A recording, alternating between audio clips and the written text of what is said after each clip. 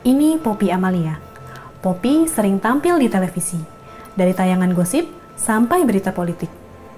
Kata televisi, Poppy adalah seorang ahli psikologi, lebih tepatnya ahli mikroekspresi. Poppy bukanlah satu-satunya. Belakangan ini, pakar mikroekspresi sering muncul di televisi. Melalui pakar-pakar ini, televisi menyuguhkan analisis tentang ekspresi wajah hingga gerak tubuh manusia untuk menjawab berbagai macam persoalan. Kalau ditelusuri, tren pakar mikroekspresi ini dimulai dari acara infotainment dan reality show. Para pakar ini menjadi bumbu baru yang menyegarkan buat tayangan hiburan. Mereka menyediakan otoritas dan justifikasi untuk menimbulkan kesan serius dan berbobot bagi tayangan-tayangan tersebut. Persidangan Jessica yang ramai diliput televisi adalah momen yang melejitkan para pakar mikroekspresi ini. Berbagai stasiun televisi berbondong-bondong meminta pendapat para pakar mikroekspresi atas perkara Jessica dalam berita dan telewicara. Para pakar ini berguna bagi televisi karena ia menghadirkan kepastian dalam sidang Jessica. Hal ini tampak dalam komentar Poppy. Kasus Jessica itu sama Mirna udah jelas. Bos. Ya. Pelakunya siapa? Ketika pakar yang lain tidak berani untuk menyatakan progres dalam kasus ini, para ahli mikroekspresi seolah-olah memberikan kepastian akan pikiran Jessica. Bahkan lebih akurat dari tes psikologi atau lie detector. Soalnya kemarin kan katanya pemeriksaan psikologi sudah, lie detector sudah. Nah, ini sudah. Cuman ya tadi micro expression nggak bisa lolos. Kenapa? Karena beberapa kali Anda bisa lihat dari YouTube bagaimana analisa-analisa itu. Kelihatan semuanya. Lalu sebenarnya sejauh apa kita dapat memahami pikiran orang melalui ekspresi dan gestur? Ilmu mikroekspresi sendiri secara spesifik tidak dicantumkan di dalam psikologi, namun psikologi mengenal adanya posture and gestures, posisi badan seseorang, terus perubahan ekspresi wajah seseorang.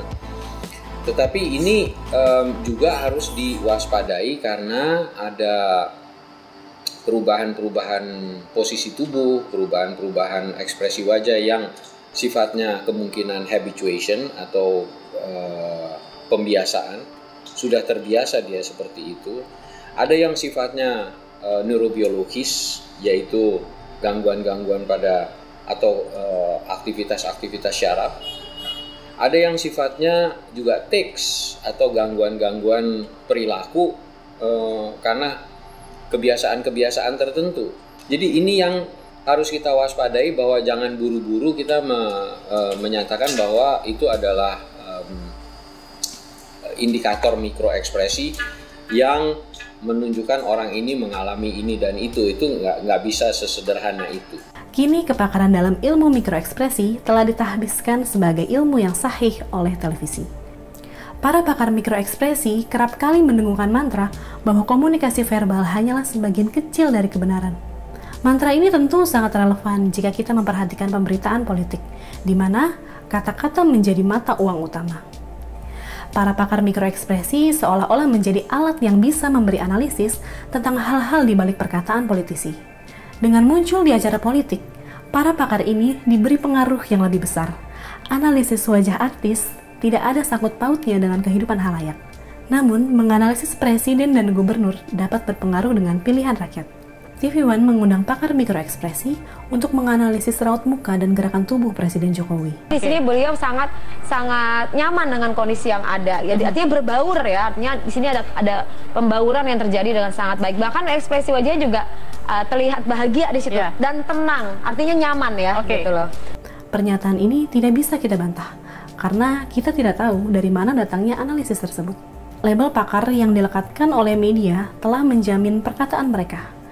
Kalaupun Poppy mengatakan sebaliknya, bahwa Jokowi tidak merasa nyaman berada di antara anggota TNI, kita pun tidak bisa membantahnya.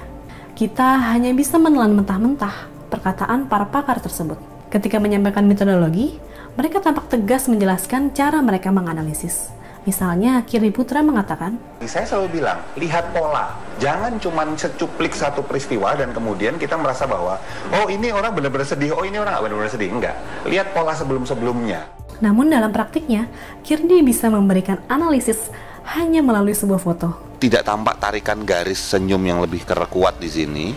Dan sekali lagi, wajah bagian bawah dan wajah bagian atas kan harusnya sinkron. Bukan cuma Kirdi, Para pakar mikroekspresi lainnya juga kerap menyajikan analisis hanya bermodalkan sebuah foto atau potongan video. Malpraktik yang dilakukan oleh media adalah cara mereka untuk melihat fungsi para pakar ini. Televisi mendesak pakar untuk memberikan jawaban singkat untuk kasus yang kompleks. Oleh karena itu, ketika ada seorang pakar yang dapat memenuhi tuntutan yang tidak masuk akal itu, ia berhasil menciptakan imaji kepakaran. Saya terkagum-kagum ketika melihat Mbak Popi ini bisa mempraktekkan begitu banyak ekspresi begitu, karena tidak semua orang pasti bisa mengetahui ekspresi ini maknanya ini. Kemudian, siapa yang dianggap lebih mahir pada akhirnya? Para pakar mikroekspresi dengan kepastian atas narasi tunggal mereka. Terus juga ada perlu perhatiin lagi pemirsa, besok-besok kalau ada teman yang ngomong, enggak tadi papa atau pasangan anda, enggak tadi papa baru pulang dari ini kok. Nah, garuk-garuk hidung. Nah, gitu ya. Mungkin hidungnya gatel kali. Gatel itu ada apa di situ ya? Atau seorang pakar yang memberikan banyak kemungkinan skenario. Ya tentu saja kita tidak bisa percaya dan atas misalnya hanya menggaruk hidung sekali. Ya, perlu. Mata belok kanan dua kali. Harus berat kali diobservasi dari itu. Juga digabungkan dengan gerakan-gerakan tubuh yang lain. Media pada akhirnya memunculkan ilmu psikologi sebagai ilmu penuh keajaiban. Karena disiplin metodologi yang ketat di dalamnya seolah dihilangkan dan kemudian disulap menjadi sebuah aksi teatrikal belaka. Rahasia yang sulit mereka ungkap akan saya baca ekspresi wajah. Selebritis tanah air, apakah mereka jujur atau tidak? Bersama saya Popi Amalia, you can't lie to me.